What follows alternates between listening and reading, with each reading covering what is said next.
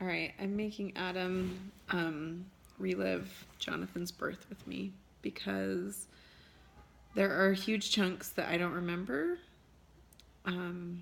because I feel like I was in shock. So, to preface the story, for 10 days before his birth, I was experiencing contractions every 2 to 5 minutes for 2 hours long, and then they'd stop.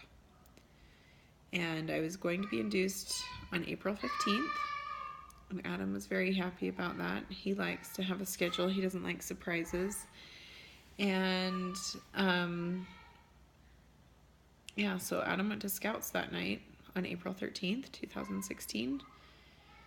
And I was at home, and same thing that had happened the previous 9 nights. I had started contractions, and I would say the pain was non-existent. It would be like a 1 out of 10 because it's not super comfortable to have contractions, but I wasn't in any pain at all. And then I decided to, my mom went to bed, Adam came home, we hung out for a little bit, and then we were going to go to bed. And Your mom was up when I got home. Yeah. You guys were all just hanging out on the couch. Yeah, and then after we hung out for a little bit, and then she went to bed, and we all decided to go to bed. But so Adam went upstairs, and I decided to take a run around the neighborhood. I got on my running shoes and jogged. I'm sure that looked really attractive, a 9-month pregnant woman running in a circle around the neighborhood. And I came back and I got in the shower.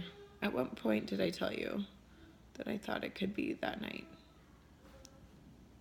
I think it was before the walk. Anyway, so I told Adam just to go to bed. And at 10:30, I went and laid back down, and that's when I would say my contractions went from a 1 to a 5 instantly. There was no gradual progress. It was just instantly, it was painful. And at that point, Adam said, "Do you want to go to the hospital?"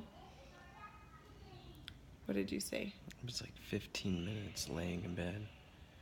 Okay. You being like, I'm going to go to sleep. I'm going to go to sleep too. Let's take a nap. And it didn't work out that way because every 2 minutes, you would dig your claws into my arm. I don't have claws, for clarification. I'm not a witch. Witches don't have claws. In the witches, they do.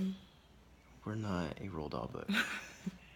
Anyway. Anybody but Roald Dahl. So she kept complaining. It hurt. It was clear. I was complaining. I'm a big complainer. It was clear that you were uncomfortable, but you didn't want to go and get in trouble. I just don't want to go home and be sent home. Because that happened the first time. Oh no, my mucus plug fell out. Gotta have a baby. Don't say mucus plug on a video. Why? Anyway. It's about a birth. Mucus plug is the least gross thing. Okay. Actually, I don't know. I've never seen one. So, but yeah, eventually, it was clear that you weren't gonna fall asleep because you were too uncomfortable and in too much pain, and I wasn't gonna fall asleep because my arm was in too much pain. And poor baby. So I said, we can go to the hospital. And she was like, ooh, let's go. So we picked up around the house a little bit. Adam got the... What? We just went to the hospital. I picked up the clothes. Adam got the...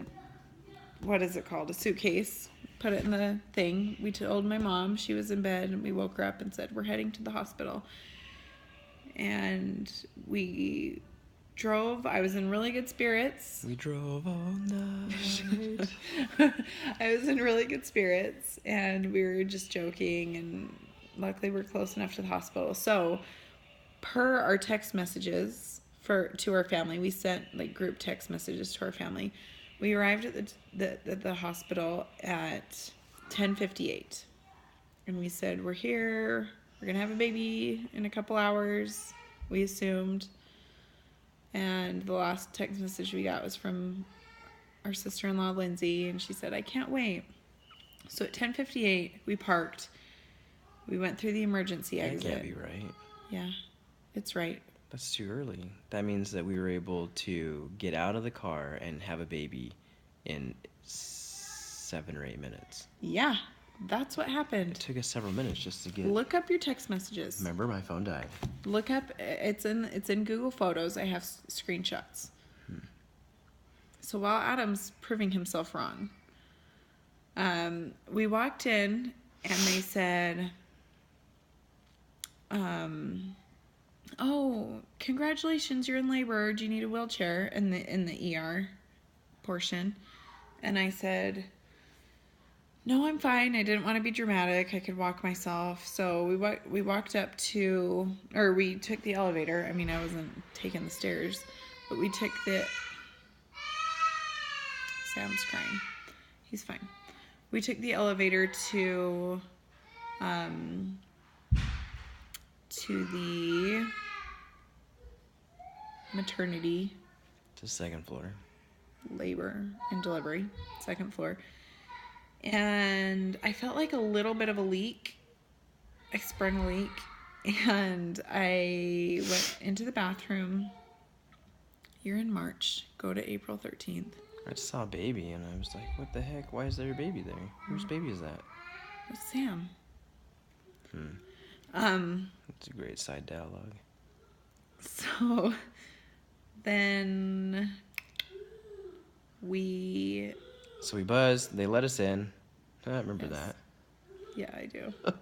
Sidetrack. They let us in. We walked down the hall, and the lady said, "Oh, What are you here What are you for?" doing here?" I'm like, Duh. "Well, I'm in labor." Come here, Sam. Sam's gonna join us. We're doing a video. Do you want to see the video? Yeah. Okay. So she takes us down the hall. Or I start walking down the hall. She asked if I was there for an induction. I said, no, I was in labor. And she said, has your water broken yet? And before we could even answer, the floodgates opened and my water burst from my body. And Adam looked down. We looked down and we said, yep. Hey, stop whining. We looked down and Adam went and grabbed. I didn't grab anything. You grabbed Oh, I grabbed the wet floor. the sign. caution wet floor sign while I'm in labor. Because he's a good citizen and wanted. You stop. Go out. If you're gonna whine, you go out. Because nobody wants to fall in someone else's amniotic fluid. Oh,